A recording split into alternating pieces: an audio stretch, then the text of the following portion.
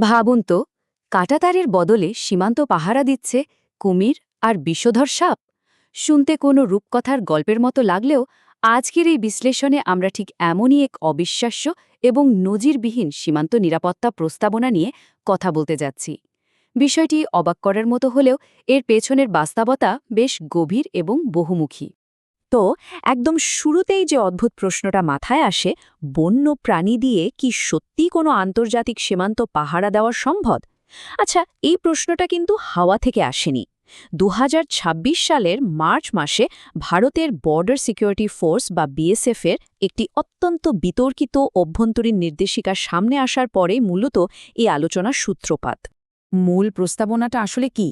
প্রস্তাবনাটি হল বাংলাদেশের সঙ্গে ভারতের যেসব নদী সীমান্তে কাটার দেওয়া সম্ভব নয় সেসব জায়গায় কুমির আর বিষধর সাপ ছেড়ে দিয়ে এক ধরনের প্রাকৃতিক বাধা বা ন্যাচারাল ব্যারিয়ার তৈরি করা।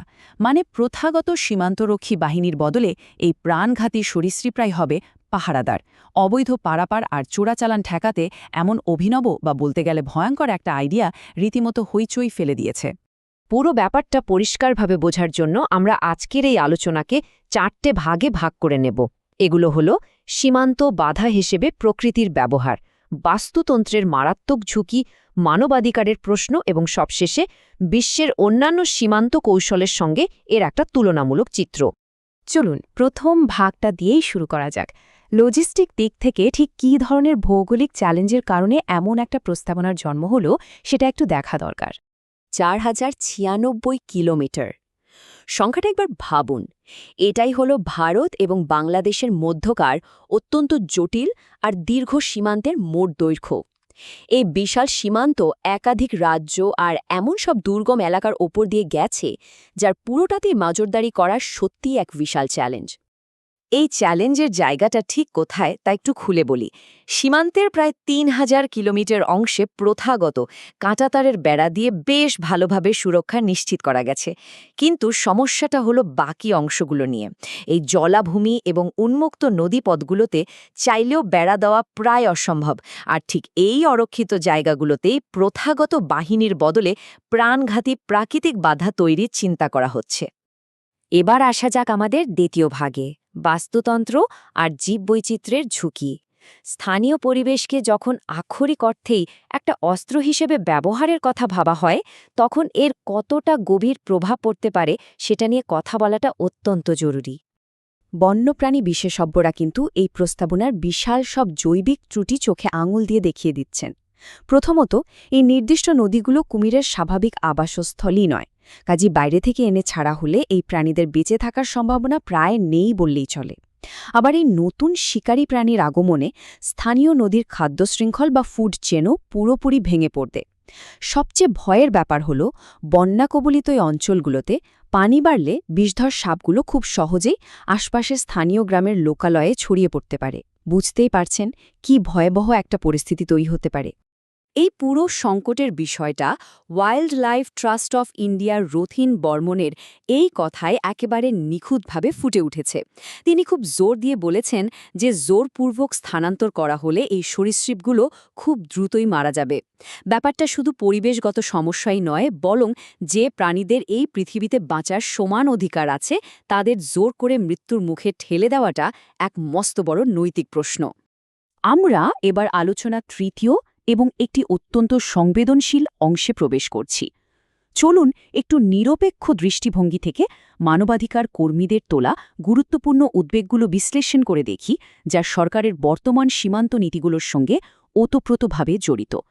বর্তমান রাজনৈতিক প্রেক্ষাপটটা বুঝতে হলে প্রথমে আমাদের এই ফরেনার্স ট্রাইব্যুনাল বা প্রতিষ্ঠানগুলোর দিকে তাকাতে হবে। মানবাধিকার পর্যবেক্ষকরা বেশ উদ্বেগ নিয়েই জানাচ্ছেন যে এই আদালতগুলো প্রায়শই ধর্মীয় সংখ্যালঘু, বিশেষ করে বাঙালি মুসলিমদের ক্ষেত্রে অসামঞ্জস্যপূর্ণভাবে ব্যবহার করা হচ্ছে। অনেক সময় শুধুমাত্র নির্দিষ্ট কাগজপত্রের অভাবেই তাদের বিদেশি বলে আখ্যা দেওয়া হয়।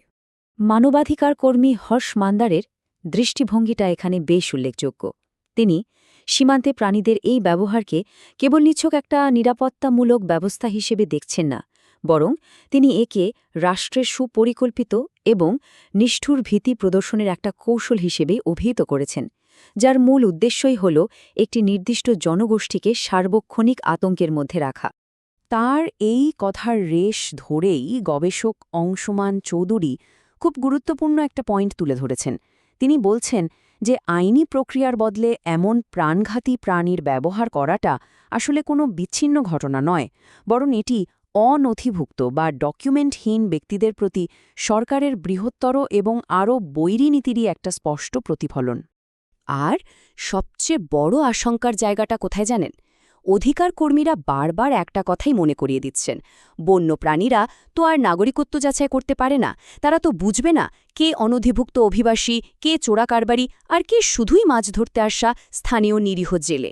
ফলে এই ধরনের শিকারী প্রাণী উন্মুক্ত করে দেওয়ার মানে হল সীমান্তের আশেপাশে বসবাসকারী সাধারণ মানুষের জীবনকে প্রতিদিনের জন্য এক মারাত্মক ঝুঁকির মুখে ফেলে দেওয়া। আলোচনার একেবারে শেষ ভাগে এসে চলুন একটু গ্লোবাল পার্সপেক্টিভ বা বৈশ্বিক দৃষ্টিকোণ থেকে বিষয়টা দেখি। বিশ্বের অন্যান্য প্রান্তের চরমপন্থী সীমান্ত কৌশলগুলোর তুলনায় ভারতের এই উদ্যোগটা আসলে কোথায় দাঁড়িয়ে আছে সেটাই এখন আমরা দেখব। সত্যি বলতে নদীপথে এমন প্রজেক্টের আধুনিক কোনো নজির বিশ্বে আর কোথাও নেই, কিন্তু যুক্তরাষ্ট্রের কিছু চরমপন্থী ধারণার সঙ্গে এর একটা অদ্ভুত মিল পাওয়া যায়। এই যেমন ডোনাল্ড ট্রাম্পের সেই কথিত পরীক্ষার গুজব, যেখানে মার্কিন সীমান্তে সাপ ও কুমির ব্যবহারের কথা শোনা গিয়েছিল, অথবা ফ্লোরিডার সেই বিতর্কিত অ্যালিগেটর অ্যালকাট্রাজের বাস্তব উদাহরণ। এগুলো একটা বিষয় খুব স্পষ্টভাবে দেখাচ্ছে যে সীমান্ত সুরক্ষা বা আইন প্রয়োগের নামে আস্ত একটা বাস্তুতন্ত্রকে অস্ত্র হিসেবে ব্যবহার করার এক উদ্বেগজনক বৈশ্বিক প্রবণতা তৈরি হচ্ছে। প্রথাগত সীমানা প্রাচীরের বদলে প্রাণীদের পাহারাদার হিসেবে ব্যবহারের এই কৌশল ঐতিহ্যবাহী পদ্ধতির চেয়ে সম্পূর্ণ ভিন্ন এবং অনেক বেশি বিপজ্জনক। আজকের এই আলোচনা শেষ করার আগে একটি অত্যন্ত গুরুত্বপূর্ণ প্রশ্ন সবার চিন্তার জন্য রেখে যাচ্ছি। রাষ্ট্রের নিরাপত্তার চূড়ান্ত সীমা আসলে কোথায় হওয়া উচিত? জাতীয় নিরাপত্তা, পরিবেশ সংরক্ষণ এবং সাধারণ মানুষের মৌলিক মানবাধিকার, এই তিনটির মধ্যে ভারসাম্য বজায় রেখে নৈতিক সীমারেখাটি ঠিক কোথায় টানা উচিত? সময় এসেছে এই প্রশ্নটি নিয়ে গভীরভাবে ভাবার।